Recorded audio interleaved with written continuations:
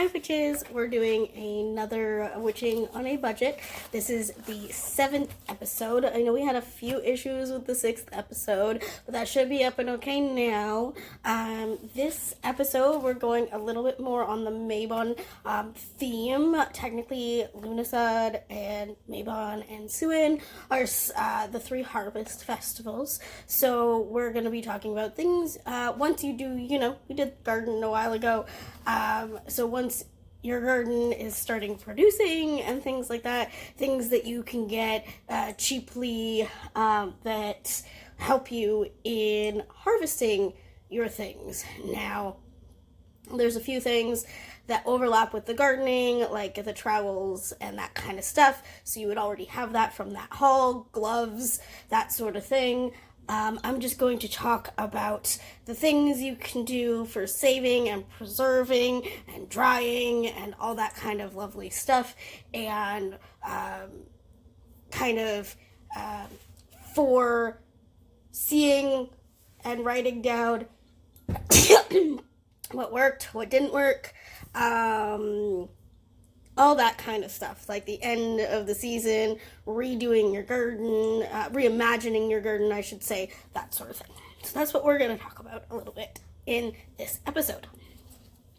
So the first thing that I'm going to start off with is a lot of the seed saving stuff. I've grown this stuff. I want to grow it again next year. I don't want to pay the prices I did for seeds. I did from last year. I want to save seeds to cut down on my cost, or to create a bigger budget for more seeds next year. What can I do, kind of thing? Well, there are a few things that you can use from the dollar store to help in your seed saving. Now, they have the little glass jars and stuff like that. I wouldn't necessarily use those, but they do have these wonderful little, this is from Dollarama, these little paper bags, and you can seal these quite well, actually. And they come in a pack of 10 for $1.25, and I would put my bigger seeds in here, or if you, this is all you can find, put your seeds in here. What I would do first is put your seeds in here and then in here, because this is a resealable bag, but this gives you the dark that you need for your seeds, so that they don't, go bad on you. So these little resealable bags and then these paper bags combined make a wonderful storage for your seeds. Another wonderful storage for your seeds is this. I actually found this also at Dollarama. I believe it was for something. And this is a little diamond painting kit. You can use something like, there's little ones with the circular ones as well that you can use as well. But you can save your seeds in here. I have done some already. I've labeled it with my label maker, but like you can label them with regular labels as well. Labels are a good thing for storage, whether it be seeds or what you're producing, or if you've made like a pasta sauce, or if you've just sealed a bag in the freezer of blanched green beans. They have the larger labels, they have the smaller labels. They have a wide variety at any store, any dollar store are good for these labels. They're really good to put on these jars around the base here. The bigger jars, better. I just write on the lid in a Sharpie type of thing. Baskets, you want something to carry your harvest in. Baskets, I get, I think I bought 2 from the Your Dollar Store with more that were a decent price, or just thrift them. Your best bet is probably thrifting your baskets. Worst case scenario, you can't afford that. Dollar Store does have baskets, plastic things. You can grab your things, and it's just a vessel in order to carry your things if you have quite a bit from one to another. That's all you really need it for. Now, jars.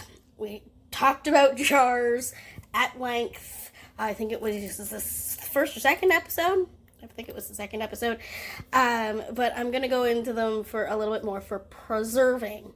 Now, these jars from the dollar store are great for regular, like, keeping your herbs. Like, my oregano's in here. I have the mint, but I've dried it already. The best bang for your buck, like I said, is the Walmart, like the Ball or the Canadian equivalent. I should know what the Canadian equivalent is. I use the Canadian equivalent. I am from Canada. I'm from Ontario. But I don't remember it. Anyway, so Ball, kind of mason jars. They're getting expensive, but they are still better bang for your buck.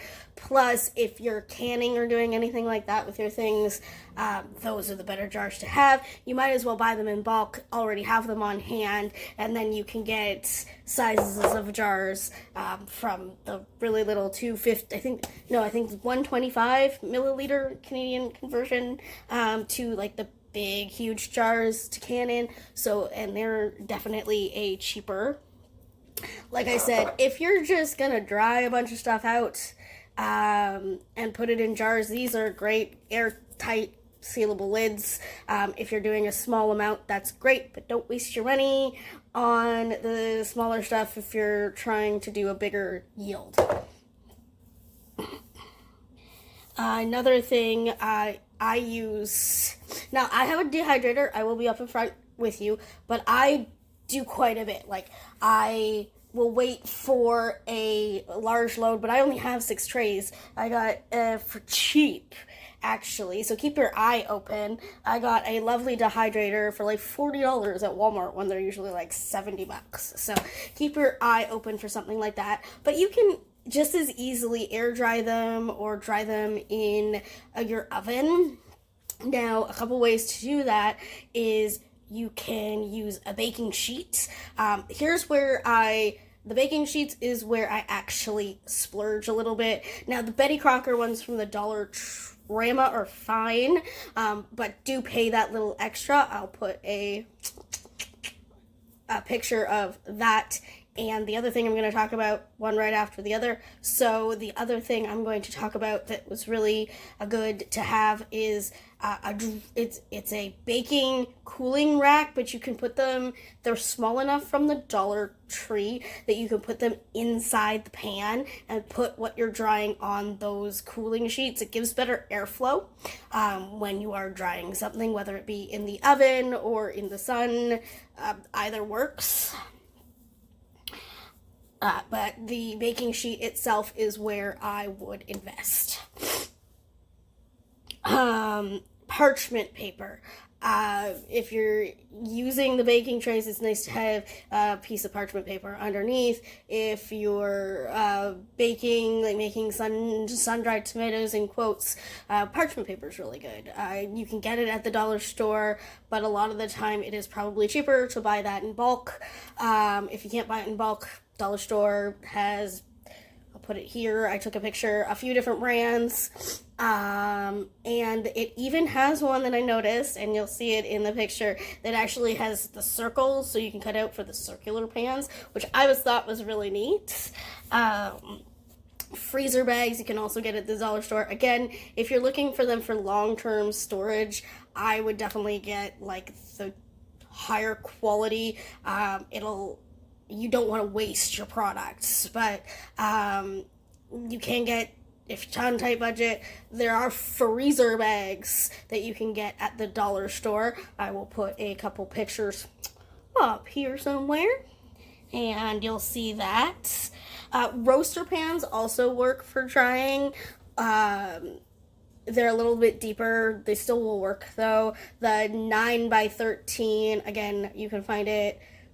This is going to be a picture-heavy episode because, again, I tend to either vacuum seal and freeze or I tend to dry, so I wanted to have a way that you guys could do other variations of it that, like, I bought my vacuum sealer off of Amazon for like $50. And that was one of the cheap ones. It's really cheap. So I want other ways for you guys to be able to preserve without having to spend that money. Because now I can spend. It is cheaper to spend on the actual things, the vacuum sealer bags, but yeah. Anyway, moving on. Clothes drying racks are really good to dry your herbs on. There are a few different options. Again, I will post them here for you to see. You just bundle them up or hang them individually to the clips or the line or whatever. Now, one you won't necessarily think of is binders. Binders are really good. I've got mine here. Now, I, again, splurged, but there's a seed. I splurged, and I bought the protective coats that actually, like, fit these seed guys. However, if you are using these little guys, they do fit into the ones that are sold at the dollar store for like the magic cards and the Pokemon cards and stuff like that. So utilize that. They're sheets, you put them in there, they're all in one spot for you. Then you can even fold the seed bag if you want. Like there's no right way to do that. You can fold the seed bag if it doesn't fit in, if you want to store seeds that way.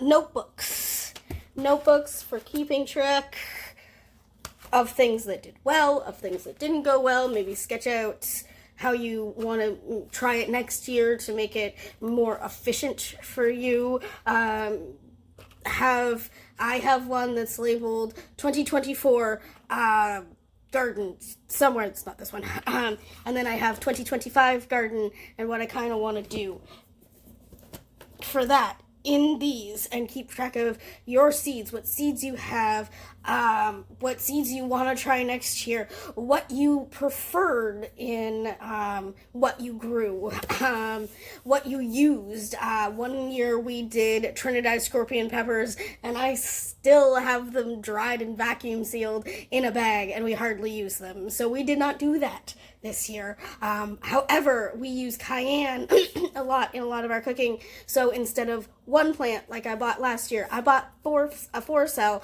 and I've got a pretty good harvest off of that. But I know we will dry it, we will use it. I know my husband wants to put it into hot sauces and things like that as well. So we have that. I did not buy chili pepper last year. We go through that chili powder a lot. I make my own taco seasoning. So for this year, I will have to buy it in bulk in order to make the seasoning. But next year, I hope to not have to do that. My garden did not do well this year. Again, it was an experimental garden. But I have placed my ideas for what I want to try next year. And some of those things have to happen now in the fall as other things are dying off, in order to get it set up, that sort of thing. These garden journals, I know that I keep telling you that these are great, but these are great for keeping those types of notes, but you don't need it. A simple notebook is fine. Just label it with the labels so that you know what it is, so it doesn't go missing. So, like I said, these you can put what plants, the specification plant, what it actually is, and you can use a template to do that to these books. I just managed to find these for $3 and they were great, so I picked them up. But again, if you can't find them, not out of luck, don't spend extra money on them.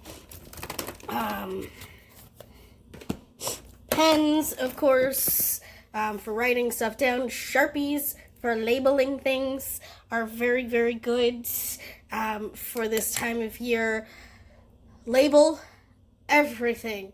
Don't be like me a few years ago, more like 4 or 5 now, and be like, nah, I'll remember that. No, you won't. Okay? Also things like storage containers too. You can get at the dollar store to put in the freezer for like soups and things like that.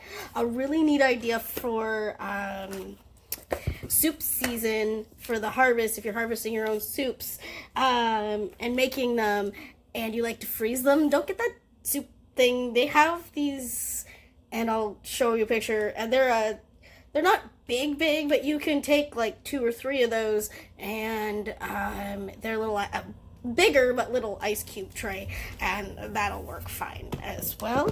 But that is all I had for you for herbs today, witches. I hope this one will post because it's probably going to be a little over, but fingers crossed. Anyway, I hope you have a wonderful day, witches, and see you in the next episode.